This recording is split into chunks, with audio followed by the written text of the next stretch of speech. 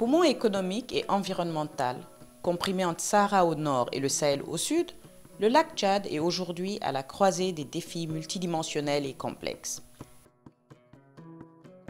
Cette véritable mer intérieure, mer nourricière, pour des millions et des millions de pêcheurs, d'agriculteurs et d'éleveurs embrochés le long de ses rives et sur ses îles, est menacée de disparition. La pauvreté, l'instabilité et la fragilité économique constituent les ferments de destruction d'une région qui, nonobstant ses vulnérabilités, se trouve dotée d'une incroyable biodiversité.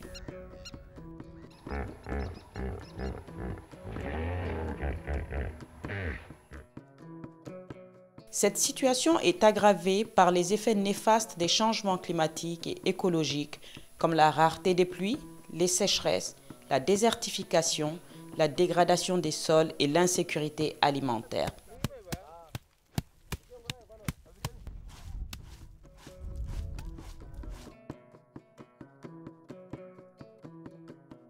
En moins de 3 générations, la superficie de cette précieuse ressource s'est rétrécie comme peau de chagrin.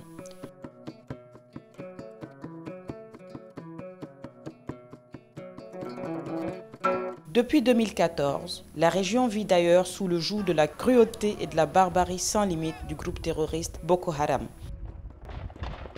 Parti du nord-est du Nigeria, ce dernier s'est rapidement étendu aux parties nigériennes, camerounaises et tchadiennes du bassin, déstabilisant profondément toute l'économie régionale.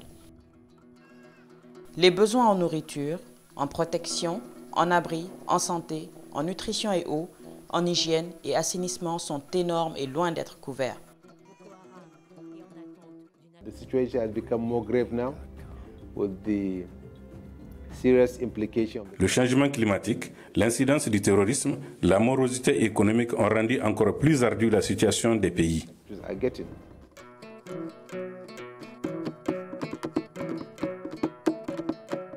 Face à cette tempête de défis, les pays ayant en partage le lac Tchad ne sont pas restés les bras croisés. Regroupés au sein de la Commission du bassin du lac Tchad, CBLT,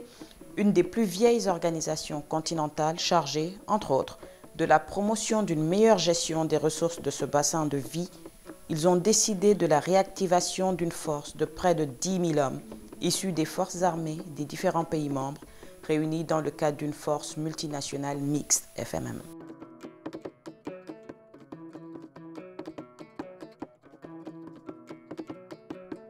Les défis à relever restent donc immenses. Ici comme ailleurs, le nerf de la guerre, c'est toujours l'argent.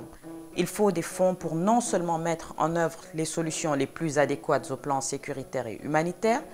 mais également pour s'attaquer aux causes profondes de la crise que sont le déficit d'éducation et de formation, le déficit de résilience face au changement climatique et le déficit de développement durable.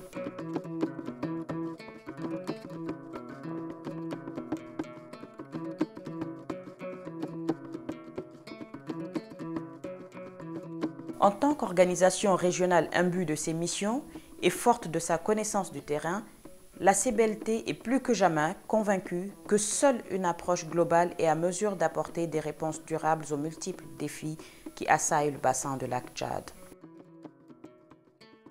C'est pourquoi la CBLT et ses États membres sont plus que jamais déterminés à mettre un frein aux inégalités sociales, politiques et économiques, aux inégalités entre les sexes, afin de s'attaquer résolument aux problèmes environnementaux, à l'extrémisme violent et aux causes sous-jacentes de ce dernier, en donnant notamment les moyens d'agir aux jeunes, aux femmes, aux familles ainsi qu'aux leaders communautaires.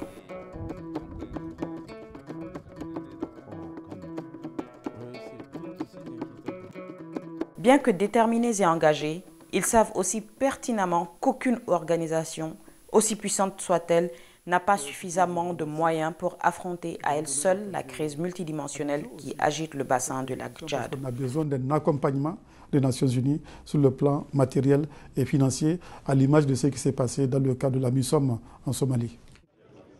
La région du lac Tchad n'avait pas eu, au cours de l'histoire récente, l'attention qu'elle méritait, et nous voulions, avec mes collègues et amis, réparer cette erreur qui était une injustice, en faisant venir pour la première fois le Conseil de sécurité dans son ensemble visiter les pays de la région et visiter notamment le Niger.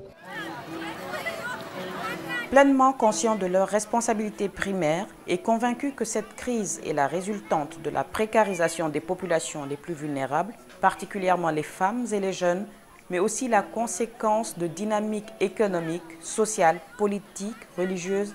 avec au centre de ce système une forte croissance démographique et en arrière-plan la dégradation progressive de l'environnement et des écosystèmes, ils sont décidés à apporter des réponses appropriées avec des projets d'investissement plus structurants et des pratiques agricoles durables à même de permettre l'adaptation aux effets du changement climatique et à la rareté croissante de nombreuses ressources naturelles. Sur cette question, comme beaucoup d'autres, les chefs d'État et de gouvernement des pays membres de la CBLT parlent désormais d'une seule et même voix et veulent transformer les défis en opportunités.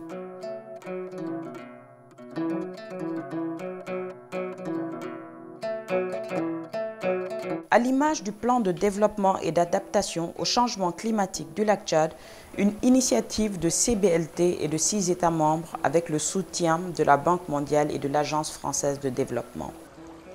Parallèlement au rétablissement de la paix et de la sécurité, l'objectif général de ce plan est faire de ce bassin névralgique et vulnérable un véritable pôle rural du développement régional, capable de contribuer significativement à la sécurité alimentaire, à l'emploi et à l'inclusion sociale des jeunes, en améliorant les conditions de vie des populations de ces rives et de ces îles de façon durable, ainsi que la résilience d'un système caractérisé par une forte croissance démographique, une forte variabilité hydrologique et l'incertitude climatique. Si la résilience des moyens d'existence est essentielle pour faire du développement durable une réalité tangible, il est tout aussi important de préserver et de restaurer cette source vitale logée au cœur des immenses terres arides du Sahel. Cela n'est possible qu'en rétablissant prioritairement la santé environnementale du lac Tchad, comme cette autre idée, beaucoup plus ambitieuse, de transférer une partie des eaux du fleuve Congo. Ce projet de transfert des eaux vise à prélever une infime quantité des eaux de cet immense fleuve africain pour renflouer le lac Tchad, produire de l'électricité tout en permettant l'irrigation, la création de ponts et l'ouverture de corridors d'échange entre l'Afrique centrale et l'Afrique de l'Ouest. Car, face au drame écologique majeur dans le bassin du lac Tchad, mettant en péril la vie de plus de 50 millions de personnes, il faut agir et agir vite pour inverser la tendance, redonner espoir aux populations, transformer les déserts en verts, les difficultés en opportunités. C'est assurément là l'une des meilleures solutions face à la pauvreté et au désespoir de la jeunesse, mais aussi face au terrorisme et aux guerres et aux migrations.